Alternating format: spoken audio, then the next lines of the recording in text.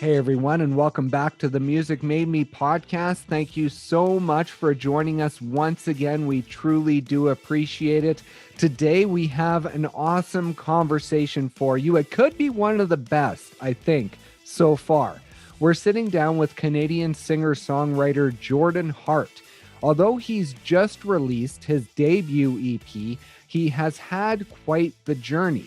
He spent many years on the streets busking in both Vancouver and Toronto. It's helped to guide him to where he is today. It's helped him to grow as a musician and as a person, and it's offered up some really great stories along the way. So please enjoy our conversation with Canadian singer-songwriter Jordan Hart. Let's start from the beginning. Growing up in Edmonton, your family, it seems, was pretty musical. I saw some little clips in the 100 Days of Busking video of you with the little toy saxophone, I think it was, and a toy microphone. So it seems like you've been around it since you were quite little. Yeah, man, it's the most musical family I've ever heard of. My mom is an incredible musician, has been all her life. My dad is an incredible songwriter. My brother and sister are both better than me at songwriting and singing. And it goes even further than that. I mean, my uncle was in a famous country band called Emerson Drive. While I was growing up, he's one of the founding members. And I remember just going and seeing him play live in bars I probably was too young to be in. And Now, I the have to best tell memories I you, have. Yeah, please. before you go on, I have to tell you, because of the Emerson Drive connection, my son's name is actually Emerson. And part Oh, of that is actually because of Emerson Drive, because of my what? love for the band. That was one of No the reasons way. why he's named Emerson. That's So I crazy. love that What a small connection. world. That's unbelievable, man. Yeah, I mean, he was my idol for the first few years of my life. He's still incredibly musical, but he left the band recently to raise a family. Not recently, but to raise a family, and Right. he's still an incredible musician. And yeah, so I mean, my favorite memories of my childhood, honestly, were of gathering around a fireplace, which happened a lot during family reunions, and listening to my mom, her father, and her five siblings. Oh my gosh, I hope I'm not forgetting anyone. Singing like 5-part harmony around this bonfire, and like just enamored by music before I even knew it was a rare thing in people's lives. And when did you find your voice? Like, when did you start singing along with the group? I think I'd sing along right from the beginning, but I think I really started to claim that I was a singer, or like claim it as my own, after I won this high school singing competition that's kind of briefly mentioned in the Busking Challenge Yeah, I documentary. saw that as well. And then Yeah. I actually found it in an interview you did while living in Vancouver, I believe it was, Oh that you yeah. had won it in grade 10. I was like, because I was going to ask you where that clip was from. And I'm like, oh, there it is, grade 10. He You know won the what's competition. crazy? I have no idea to this day where Alex Anthony found that clip. He still won't tell me. Like I didn't know there was any videos of that. I mean, it makes sense that there were, but back then phones weren't like that prevalent. And yeah, I still have no idea where that clip came from that he's inserted in the Busking Challenge documentary. But oh man. But So yeah, that it that was competition was kind of where you started to see music as a career, and that you had a voice and that it might be something. yeah, man, it was I don't know, I was a really scrawny kid. I still am pretty skinny. I can't seem to put on any weight, but especially in high school, I was a really scrawny kid. And the high school I went into had like a lot of, I don't know, there was a lot of tension between the grade 12s and the new kids. And I don't know, you just be like this tiny little kid walking down a hallway in a brand new school, and all of a sudden this kid who's like twice your size like pushes you against the locker and walks right by you, and it was really intimidating. And so I made it through the first, second, third round of the competition, not expecting to even make it past the first. Made it to the finals and decided that I was going to sing this song, this old country song called "Don't Laugh at Me," which is just a song about like seeing the little guy and like knowing that your power has influence over people, and to watch what you do with it. Oh, And okay. after singing that song, some of the people that I knew were like, bullies or like would push people around in the hallways actually stood up and gave me a standing ovation, as well as the rest of the people were clapping. And I saw music's power to change people like nothing else can. You can't really like open people's eyes by talking to them always. And But music's power to influence people and give people, a chance to reflect on themselves was so intoxicating to me, as well as obviously the attention and the excitement of being on stage singing for people. But I never really looked back after that. And did you notice that at that moment of music being able to change people, or did that come a bit later? Like it seems like that is pretty aware for a teenager in grade 10 to sort of make that connection. I've always been a pretty sensitive kid. Um, I definitely remember like having that moment of like there was one guy in particular who was standing up and applauding, and I just kind of like caught his eye, and yeah, I was floored by the fact that he was participating in celebrating this message. I was like, wow, this is really powerful stuff. Wow. And so after high school, then you go on to Victoria School of the Arts, is it, in Edmonton? That's right. Yeah. That was a high school as well. I went to high school for grade 10 and 11 in Sherwood Park, where I'm from, but decided in grade 12 to pursue it more intensely and go to this transfer to this arts high school just for my last year Okay. of school. Yeah. Okay. And what was that like at that point? Did you know that this is the career path I'm on? Yeah, I was pretty confident that that's what I wanted, and it was amazing. I met my wife there, not knowing that she was taken at the time, but I fell in love with her from the first second I saw her. So that was an amazing connection. I met my best man there. Like all my best friends are still from that school, and I think that the biggest thing I got out of it was just being in a community of people that were like-minded and open and interested in exploring art. Do you think you would have taken the same path had you stayed in a normal high school? Hard to say.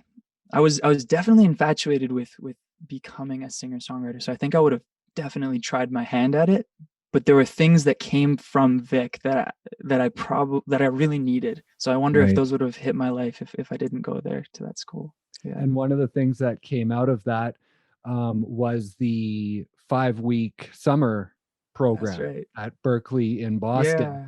And I saw Mm. you talked about just the challenge of that and really testing your voice in that environment because it's just that one step higher, right? So, what was that experience like?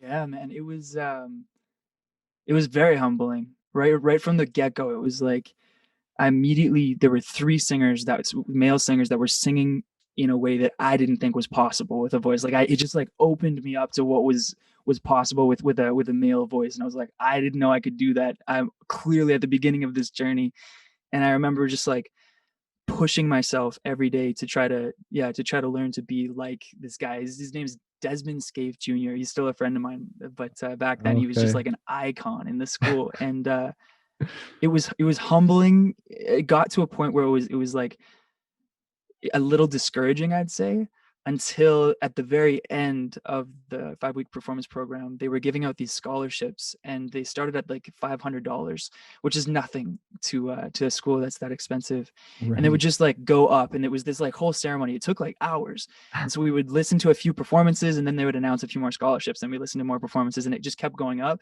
And by the time it got to like the $20,000-$30,000 mark, I was like, okay, I'm clearly not getting a scholarship, but it was a lot of fun to be here. And then they announced Desmond Scaife Jr., who's the guy I was looking up to the whole time. He gets a $64,000 scholarship, and I was like, I stand up, applaud for him. This fun. I'm just a huge admirer and a friend of his. And then right after his name, they mentioned my name as well for the same scholarship. And I think without that moment, I would have been. I don't know if I would have had the confidence to go all the way, but that was like, oh my God, like I can do this. People, see something in me. And I think it instilled a lot of confidence. Yeah, I imagine because were there a lot of times within that 5 weeks where you thought that this is too difficult? Like, how am I supposed to do this? What am I doing here? I think that the biggest I didn't process it quite like that. The biggest moments were, um, just the moments of rejection, especially around my songs. Like I entered this songwriting competition. It was mostly like a showcase, but only a certain amount of people got to perform, and then the best ones got to perform more often. And I didn't even get one show from that showcase after showcasing this song that I felt so passionate about, and like it was mostly it wasn't so much I don't think I can ever write a song that's good enough. It was mostly like, I don't know if I can take the rejection of putting Ah, something that means so much on display and having it, not work. right. Yeah, that's the difficult part, right? But is that Yeah. also the driving force in making you continue to take those steps forward and say, you know what, maybe it didn't happen this time, but that's going to drive me harder to do it better next time? Yeah. Yeah. I'd say, yeah, when the reward of when it does resonate with something that's so vulnerable and so close to you, when that does connect with another person, that feeling is so sweet that drives me forward for sure. And that takes me to something I don't know. I wrote it down and I have so many notes here that, oh, here it is. Don't place much value on the easy, place value on the struggle because the value is made extraordinary because of the pursuit, not because of the happiness. So it was, yeah, don't not to just place value on the happiness. So I feel Mm-hmm. like for a long part of my life, yeah, if it was trying to set up, everything was driving towards being happy, and because of that, it was very difficult to stay positive or motivated, or not motivated. I never struggled with that, but yeah, positive or healthy in the times where everything wasn't necessarily working out. Right. And I think what I was trying to say at the end of that was just to, yeah, to place value on those times, to be able to, like, that's difficult in the moment, but if I could, I was trying to encourage myself to, at a younger time, and even now, to step back when it's painful, when it's hard, when you're not sure if you're going to make it through, and to be thankful in those moments, for those moments, because of all the things I was saying. Those are the moments that we relate to each other the most in as people. Those are the moments that will make the joy so sweet when you finally arrive where you're trying to arrive. Yeah. And you were saying that to your younger self, but do you have to continually say that to yourself to keep going? Yeah, absolutely. Yeah. Mhm. Yeah. Yeah. Definitely. And so after that scholarship, then you go back to Edmonton to McEwen Right. Right. and talk about that and sort of the struggles with that Oh program man. that you had. I thought I knew so much. I think I had an idea of what I wanted from music. It wasn't clearly enough defined, but I had this idea of what my perfect performance education program would look like. And I Oh, still okay. hold that ideal for myself. And I still hope to one day be able to provide it for students who like me at that time. Um, but what my ignorance was that everyone else wanted the same thing that I did. I, for some reason, just assumed that. And so I regret doing this, but I had like out and out debates with my teachers, and just, yeah, I probably mostly just took away from other students' time, more than anything else. I don't think I changed any minds, but ended up, yeah, I ended up paying for the second term, and it was realizing that it wasn't the right thing for me a week after the deadline to get your money back. And Oh, so I had wow. already like lost the money, and I still decided, this isn't for me. Dropped out of the program, left the money, and decided I was going to be a busker for the rest of my life, for the rest of my education anyways. Wow, Oh and man. that couldn't well, was it an easy decision at that time in your life? Like you say, as a young person, maybe a little arrogant, maybe like, I'm Yeah. gonna go do this on my Definitely. own because I know more than you do. So was that sort of the feeling at that moment? It wasn't so much being scared of doing it. It was more like, I know what I'm doing. I'm gonna go do this. Yeah, 100%. I was so driven. I think the biggest regret was, how am I going to try to like get them to give me my money back a week later? I never did. They held on to it, and good for them. They deserved it. But yeah, no, it wasn't a difficult decision at that time. And so you decided to hit the road and head out and ended up in Vancouver. Why did you pick that? Was it just sort of the next biggest city that wasn't home? I was putting I got a little travel guitar and a hiker's backpack, and the plan was to go Vancouver all the way down through the States and up to Toronto was always going to be the final destination. Oh, okay. And the reason we chose Vancouver first was because my sister, her friend, and my best friend at the time decided to do the West Coast Trail out there before starting the journey as kind of like a transition into this expedition. And yeah, I busked 3 days in Vancouver, and it went so well. I was like, hey, I could fund the whole thing off of this if I just stay here for a month. And of course, opportunity after opportunity kind of just, it was a domino effect, and I ended up staying there for quite some time. Yeah, it was. I read an article basically like 3 years of busking 300 days per year, basically what you were doing there. Yeah, it wasn't always busking, but there were a couple years there where I was playing either like lounge gigs or busking, and it ended up averaging about 300 nights gigs a year for a couple years. It was pretty wild. And is that a full-time job? Like, were you making it a Yeah, full-time job? yeah, I was. Yeah, yeah. There was nothing else. It was all that for a while. And while you were doing that, you caught the eye of some people. First, it was a pub owner. And then, Hmm. because of playing in that pub, you caught the eye of Jeff at Frontside Group, right? Yeah, yeah. Jeff actually, I think, went to school with the owner of that pub, I believe. Either way, somehow they were connected. His name is Lee Angman. He's still a really close friend of mine, and he was connected to Jeff. And I think through Jeff, we connected to Ryan Stewart, and through Ryan Stewart, we connected to Darren Gilmore, and it was just like this whole team was forming around me before I even knew what was going on. Yeah, like talk about that because now you're releasing your EP, but back then it seems like from the way I read it, you were on a course back then to be releasing an EP. So what happened with Yeah, that whole thing? man, it was just too quick. I ended up, I don't know, there was something in this sort of expedition around the world that I really needed that I didn't get because I didn't go far enough. And I think it was just sort of the groundedness to say, this is who I am, and I'm okay with that. And I want to find a way to build a career around what I find valuable in myself and in music.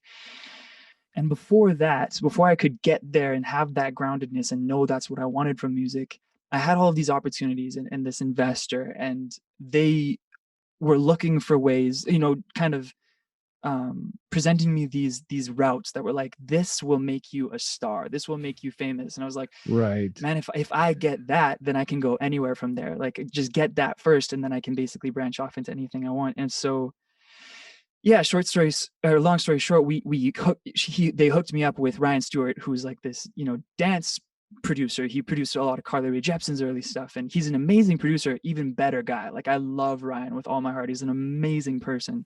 Mhm. Um, but that was his thing, was this like dance, Canadian pop dance music thing that he's really, really good at.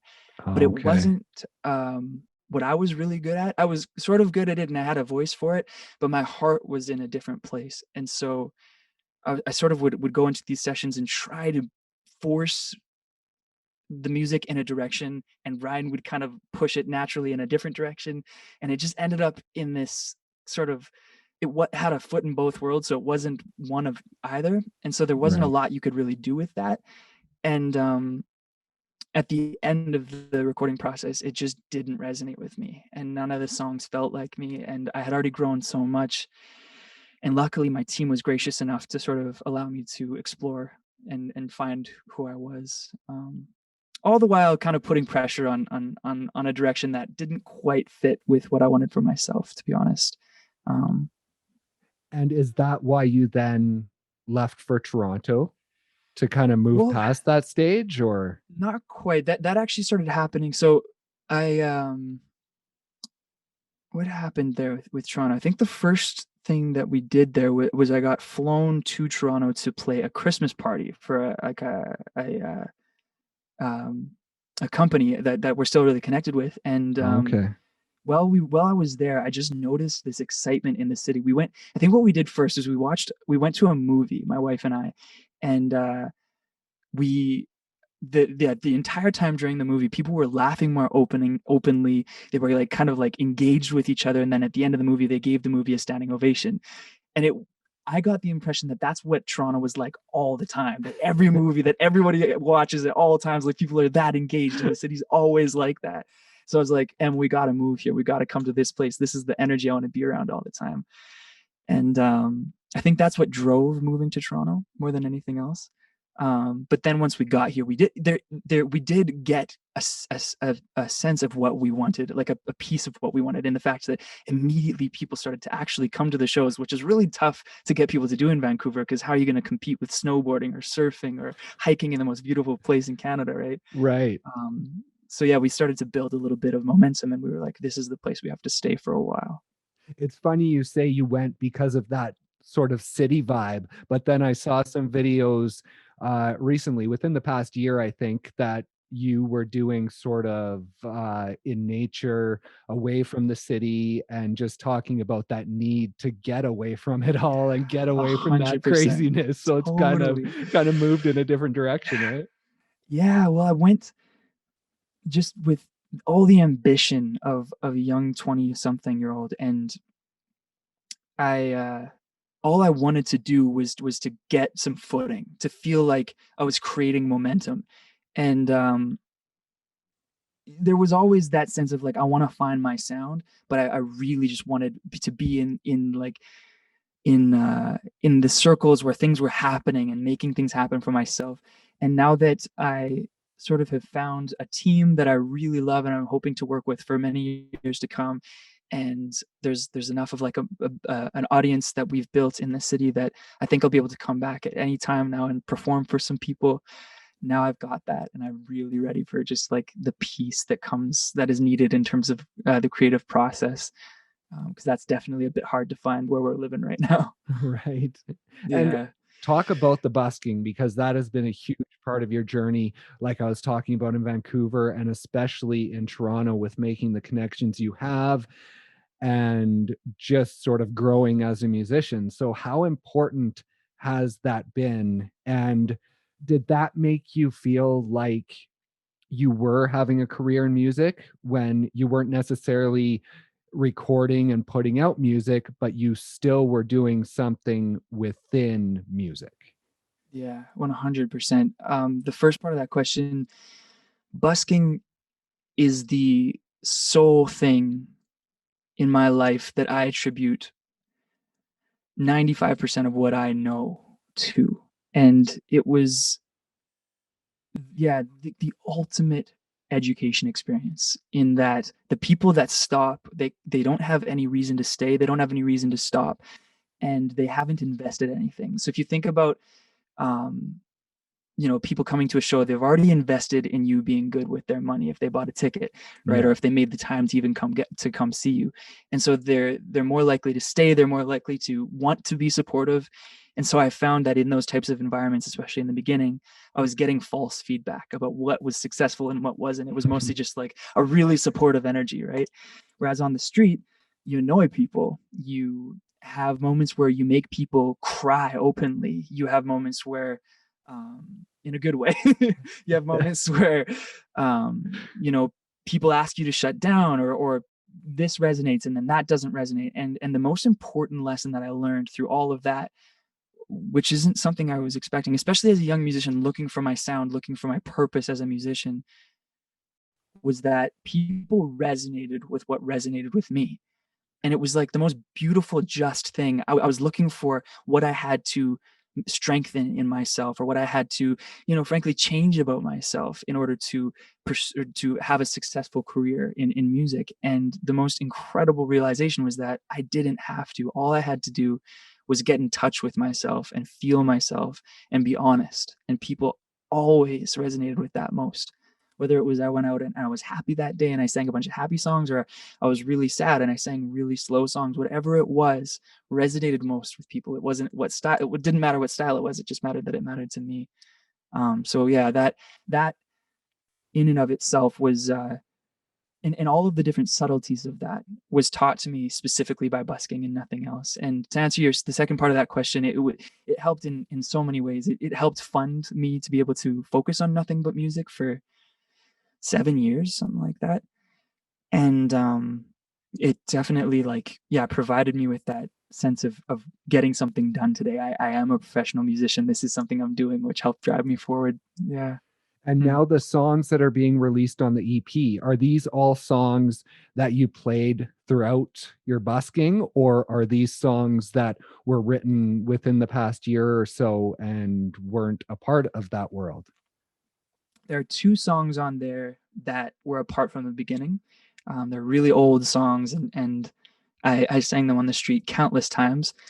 Um, there are two songs that I wrote within the last 2 years or 3 years, and busked on the street with them as much as I could in that time. And then the other two songs or three songs on that album. Actually, no, sorry. There are three that were written in the last 2 or 3 years that I had a chance to play on the street, and then two of Okay. them were actually written in studio. And Okay. unfortunately or fortunately or whatever it is, I'm still trying to figure out what this is. Those are the most successful recordings. It was bound to be that way. But the songs that are born in the studio are the songs that do best in the recording, and the songs that do best on stage are the ones that were born in the performance process. So I'm still trying to figure out how to put those two things together. Okay, that's really interesting. That's Yeah. an interesting thing to kind of know, right? Hmm. Yeah. So the song that goes the farthest back probably is I Don't Want to Let You Go. And that is one that has probably the deepest connection to you. So talk about that song and its originality in coming to you in a tunnel in, I believe, Stanley Park in Vancouver, and the That's day right. that it happened. Yeah. So I met this girl in high school, and she floored me. Everything about her. There was something about her essence that grounded me and made me want to be the best version of myself right from the moment of meeting this girl. And I did fall in love with her quite early, but she was always taken. And after some time, we were separated. She ended up going to CCPA, which is the Canadian College of Performing Arts in Victoria. Oh, And of okay. course, my story led me to Vancouver, where I started busking. And just by chance, she ended up walking by as I was busking, and I stopped mid song with this crowd of people around me and shouted her name. So And thankfully, she didn't go to Vancouver with you no, then. It was just no, by she random didn't. chance. 100%. Yeah. Yeah. And thankfully, she heard me. She came over, and we started to sing music together. She's an incredible singer and a percussion player, a guitar player. And we used to sing music together in Edmonton. And so we started to do that again in Vancouver. Luckily, I was getting all these gigs, so I would take her around to all of them, and just kept falling in love with her. And she was still taken. And long story short, I met the guy that she was with, and really tried to connect with this guy, man. Like, I tried so hard, especially because I thought that was the most loyal thing I could do to her, was like support her relationship and like get to know this guy, become friends with him too, and then that would like release my heart. I'd be able to like move on. But the worst part about it was I saw that he didn't value her the way that I thought she deserved to be. Definitely not the way that I did. And no matter how hard she tried to mend the relationship or spark it or recreate a connection that she valued, he just sort of really passively put it aside. And so I spoke to some of her friends and was just like, listen, I'm falling in love with this girl. I don't know what to do. And they were all like, please get her out of this relationship. Like, I think you two are amazing for each other. So with the friend position, or friend, um, what's the word I'm looking for? Permission. Kind of, they all signed off. I decided to tell this girl that I was in love with her. And long story short, it came out of me kind of accidentally. I planned to do it, but it just kind of like stumbled out in this really graceless way. And Uh, she went white. She backed off, and she said that it wasn't in the cards for us, that wasn't, she didn't see me that way, and she was committed to the relationship she was in. Um, so I went to this tunnel in Vancouver, in Stanley Park, where I used to sing from time to time, because it had these beautiful acoustics and I could just release, especially late at night. No one went there. And so I could just like release into the acoustic environment. And I strummed two chords back and forth on my guitar, just a four and a one, and literally improvised the entire song as you hear it on the record from start to finish, lyrics, melody, and all. It just flowed out of me as a state of consciousness type creation. And because of that, it is like one of the most meaningful songs. It's represents a piece of my history so strongly and profoundly. And the story has a happy ending, as I think you know. We are now married, and it was an incredible journey to get there. But I'm really grateful that it happened in the way that it did, because I'm really glad that I have that song to mark that part of the experience. And was that song one of the reasons that you're now with her? Did you play her that song before you were married, or when you were dating, or when you were trying to date her, or when did she first hear that song? I think that song she heard a couple months into us dating each other. Yeah, I don't think I had the courage to play it for her until then. And so that was the first single that was released for your new EP. So what was that like, being that it's so emotional and so raw for you? Was that a scary proposition in releasing that out as your very first Yeah. piece of music to the world? Yeah, well, all my music is quite vulnerable. That one in particular, though, and I didn't expect it to be so difficult, to be honest with you. I think for maybe more because of stupidity than bravery, I kind of just throw myself into these cold water situations and see if I'll survive. But it didn't hit me. I was kind of just mildly excited. I don't know why, but I wasn't like exuberant. I was just kind of mildly excited and interested until the song was released at midnight on the night of the release, when it was finally available on Spotify. Um, Emily and I were listening to it, and during the 3 minute and 30 second um, listening of the song, I just started to like, my chest started to compress, and I just felt the weight of the world on my shoulders, and just went into this like state of depression and anxiety that I didn't understand. And it was actually really a really difficult night. And um, luckily I have this person to process it with.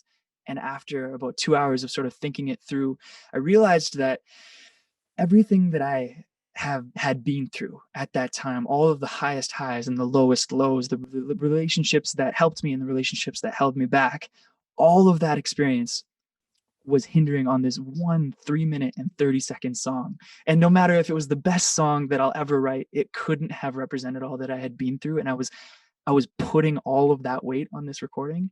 And as soon as I realized that, I was able to release that and let it go. And since then, the releasing experience has been a lot of fun. But that 2 hours after midnight was really difficult. Yeah, well, it's got to be really different because for so many years you've been busking, you've been having that immediate feedback. People have been listening to your music, you can see them listening to your music, whereas now you're releasing it to the world and you have no idea what people are how people are going to react, right? So that's like a whole different experience for you all of a sudden. Totally. Yeah. Silence is the worst thing that can happen after you perform as a busker. But of course, naturally, that's the first thing you hear. Like after releasing, you're just like, okay, does the world like it? And in that second of time, my brain just goes straight to self-sabotage. Everyone hates it. No one likes it. Of course, that wasn't true. But yeah. Yeah, people do like it because within the first, what was it, 2 months, you hit 100,000 streams. That's right. Yeah. That's got to Yeah. I had feel pretty this good.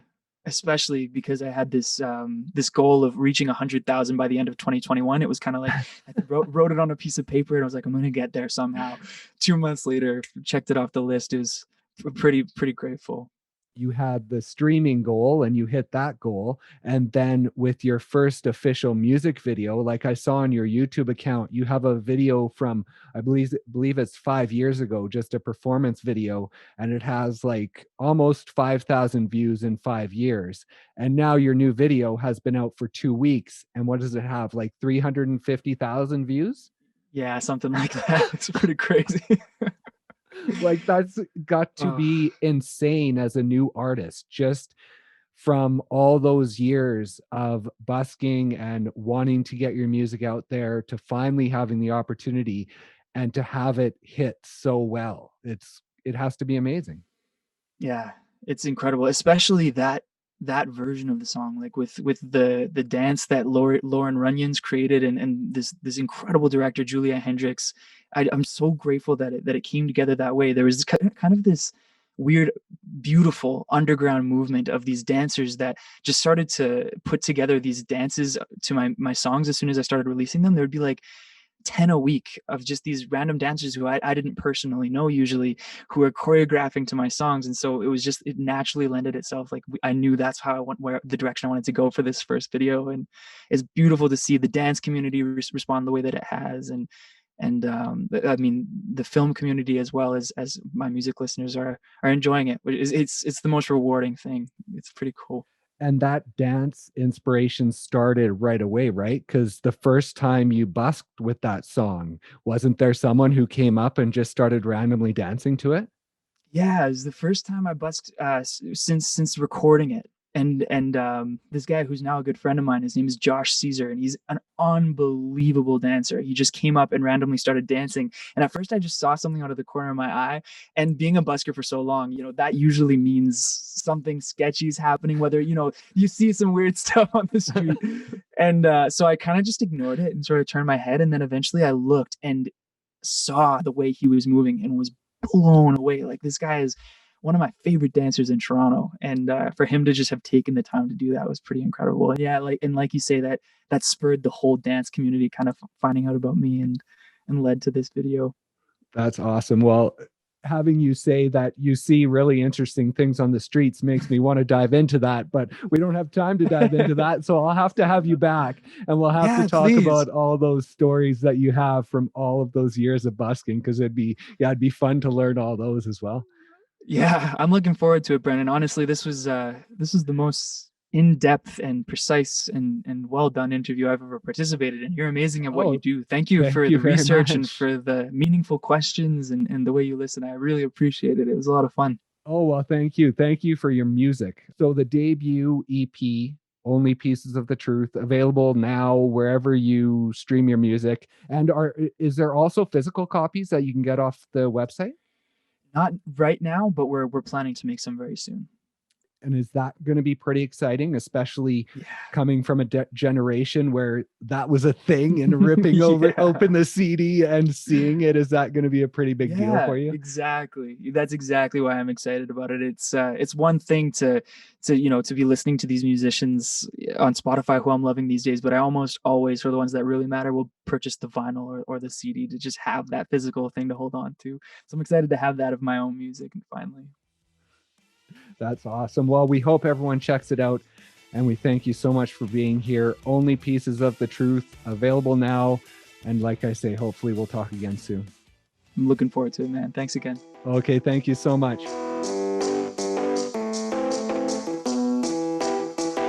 Thank you guys once again for listening, and thank you to Jordan for stopping by and sharing his story.